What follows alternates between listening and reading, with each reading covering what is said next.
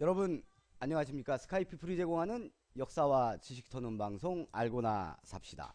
10월 25일차 방송입니다.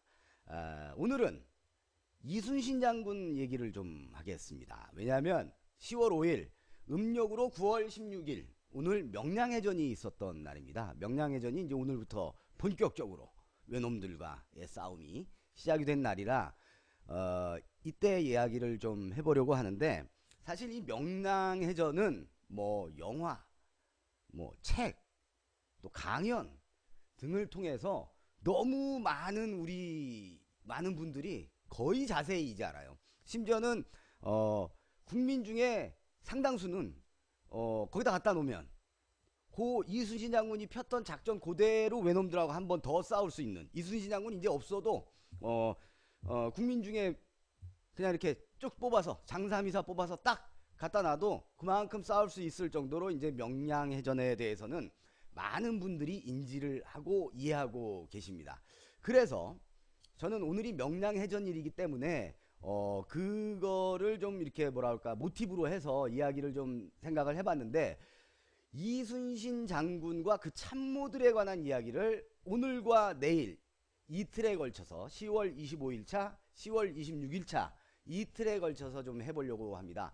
이순신 장군에 대해서도 뭐 너무 많은 분들이 이제 자세히 알고 계셔서 오늘은 저는 이 참모들, 결국 이분들이 지금 현재 우리가 알고 있는 이순신을 잇게 했고, 우리가 알고 있는 명량해전을 잇게 했고, 우리가 알고 있는 임진왜란을 그 어떤 그 해전사를 잇게 했기 때문에 저는 오늘 이순신 장군의 참모들에 관해서 그 중에 대표적인 몇몇 분들을 여러분들께 소개를 좀 해볼까 합니다. 그래서 오늘은 참모 이야기입니다. 이순신의 참모. 잠시만요.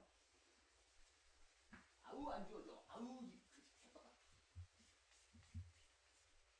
우리 칠판 상황이 선조 때 같습니다.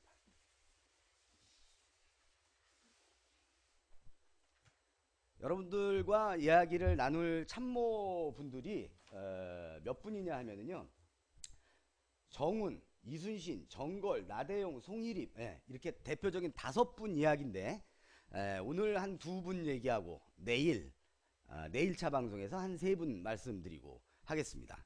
오늘 첫 번째로 말씀드린 이순신의 참모 중에 가장 대표적인 분, 정운 장군이십니다.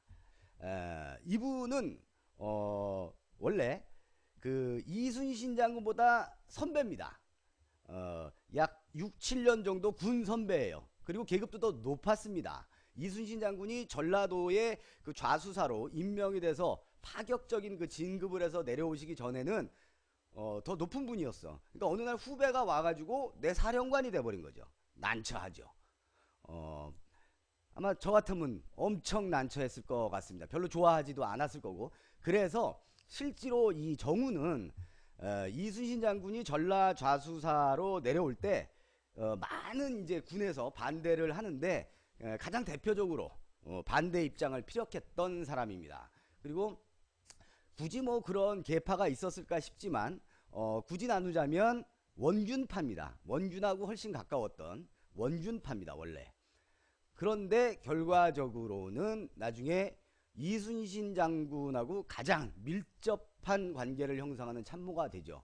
그래서 우정훈, 좌희립이라는 말이 있습니다. 이순신 장군인데 우리가 이제 송일입 장군도 말씀을 드릴 텐데, 그럴 정도로 이순신 장군의 오른팔 역할을 했던 그런 분입니다. 그러니까 결국은 나보다 계급이 낮았던 후배가 와서 내 사령관이 됐다.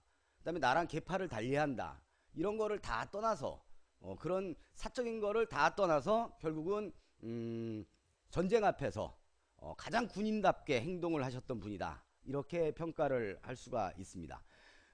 임진왜란 즈음에는 원래 녹도 만호의 벼슬을 갖고 계셨습니다. 녹도라는 것은 지금의 전라도 고흥지방이고, 만호는 당시의 벼슬이라고 보시면 됩니다. 그러니까 천호, 만호 이런 것들이 있는데, 그 가구가 10,000가구 정도가 되는 규모를 다스리는 수장이라고 보시면 되겠습니다. 천호는 이제 1,000가구 정도를 다스리는 그런 그 어떤 관등이다라고 이해를 하시면 됩니다. 그래서 녹도만호를 하고 있었는데 원래 이순신하고는 이 정읍 현감 시절부터 악연이 있습니다. 그때부터 사이가 별로 안 좋았어요. 서로 의견을 달리하고 그 다음에 이제 붕당도 다를 겁니다. 그러다 보니까 이제 남인 서인 이래가지고 붕당도 다르고 그래서 처음에는 악연이었다. 처음에는 아주 갈등이 심했다. 이렇게 보시면 되겠고요.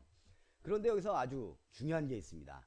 이순신 장군이 전라자수사가 돼서 이제 부임을 해서 옵니다. 부임을 해서 왔을 때 각 그 관할 부하들의 관할지 이순신 장군의 관할지마다 이제 점검을 할 거 아닙니까? 군장 검사하듯이 점검을 할 때 준비가 가장 잘 돼 있었던 사람이 바로 이 정운 장군이었습니다.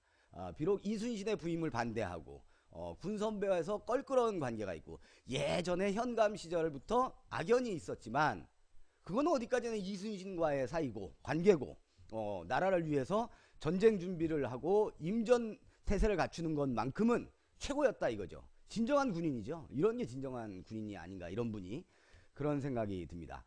그리고 임진왜란이 발발했을 때 이순신 장군이 처음에는 무작정 배를 몰고 나가진 않습니다. 워낙 신중한 작전을 구사했던 분이기 때문에 계속 신중에 신중을 거듭합니다.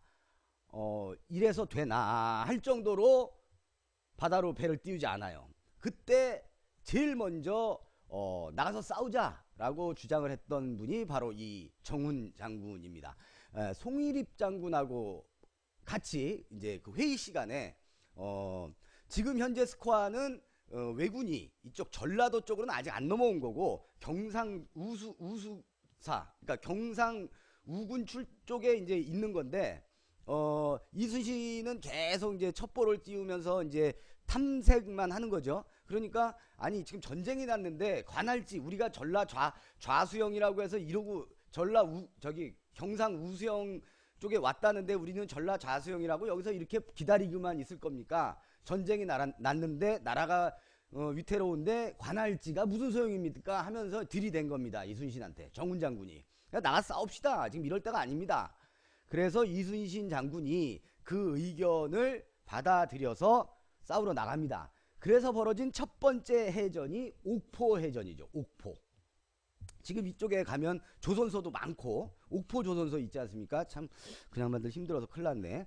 근데 조선소도 있고 거북선도 있고 그렇죠. 그래서 옥포해전에서 이제 해전을 갖게 되고 그게 이제 첫 승리가 되는 거죠.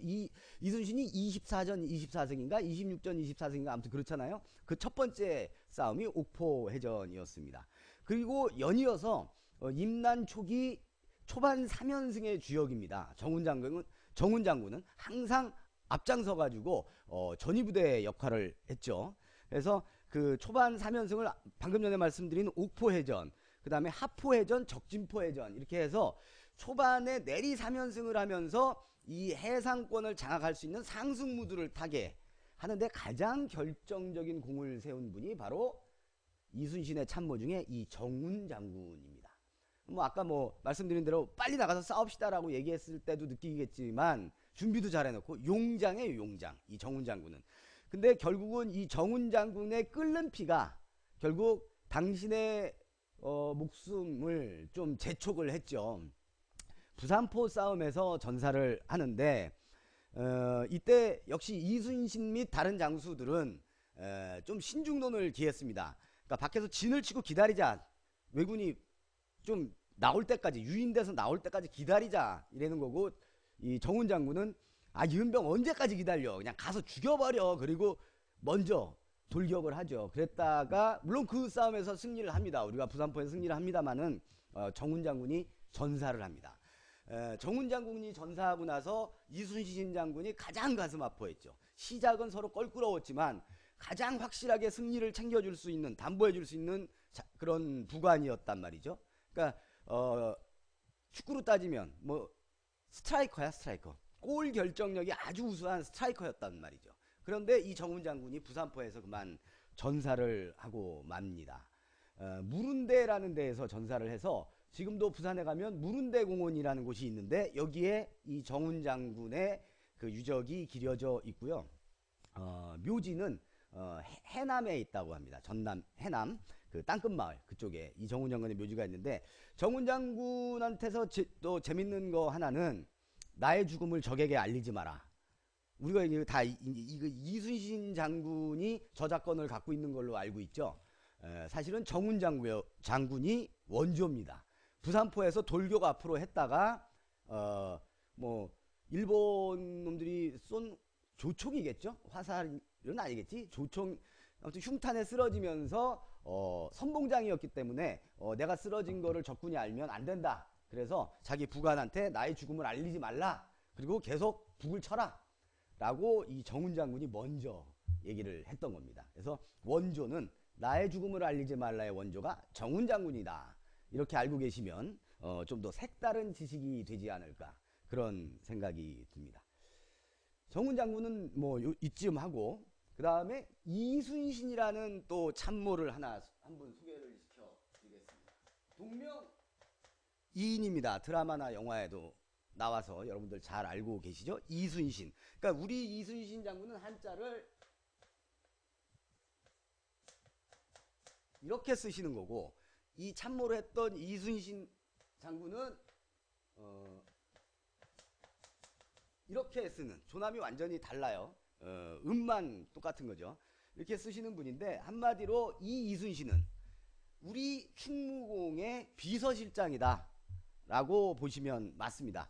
끝까지 수행을 하고, 그 다음에 가장 가치 있는 시간이 많고, 사담도 가장 많이 나누셨겠네요. 그러니까 그런 분입니다. 그리고 이분이, 그러니까 이 비서실장이기 때문에 이순신 장군이 왜 그 원균 등의 그 상소로에 의해서 선조에게 잡혀가지 않습니까? 끌려가서 고신을 당하다가 백의종군에서 내려오죠. 온몸이 만신창이가 돼서 상처투성이로 내려왔을 때 처음으로 술 한잔 한 사람이 바로 이 이순신입니다. 난중일기에 이제 그렇게 기록이 되어 있죠. 그래서 이순신 처음으로, 형님 괜찮으십니까? 겁나 힘들으셨을 텐데 괜찮으시겠습니까? 그러면서 이제 술 한잔 받아갖고 와서 충무공 형이랑 이 이순신이랑 같이 술을 마셨습니다. 이순신 장군보다는 9살이 연하로 기록이 되어 있고요.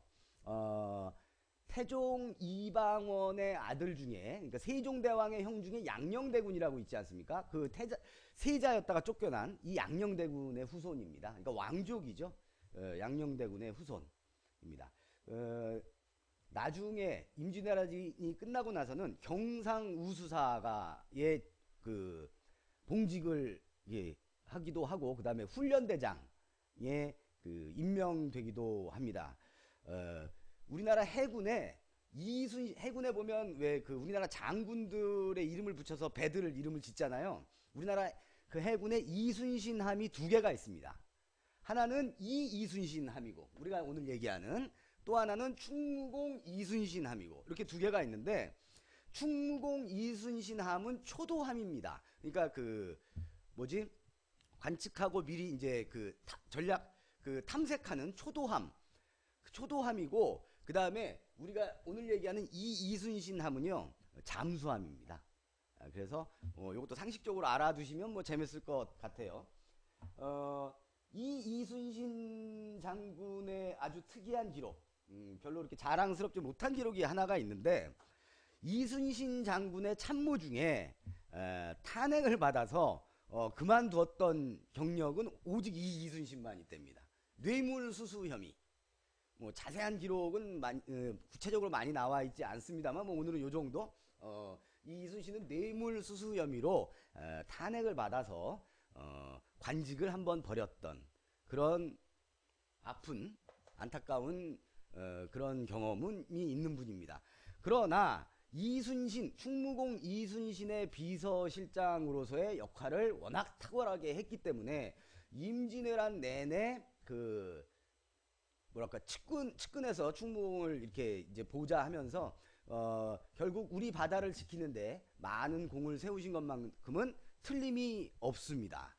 자, 시간이 한 15분이 됐기 때문에 오늘 10월 25일 차는 여기서 잠깐 가름을 하겠습니다. 오늘 명랑해전이 있던 날이기 때문에 우리가 명랑해전 이순신에 관해서는 워낙 주지하는 바가 많기 때문에 오늘은 충무공의 그 참모들 이야기로 이어져 가고 있습니다. 다음 26일차에도 또 다른 참모분들 이야기로 이어가 보도록 하겠습니다. 스카이피플이 제공하는 역사와 지식 터는 방송 알고나 삽시다. 역사 스토리텔러 문영기였습니다. 잠시 후에 뵙겠습니다.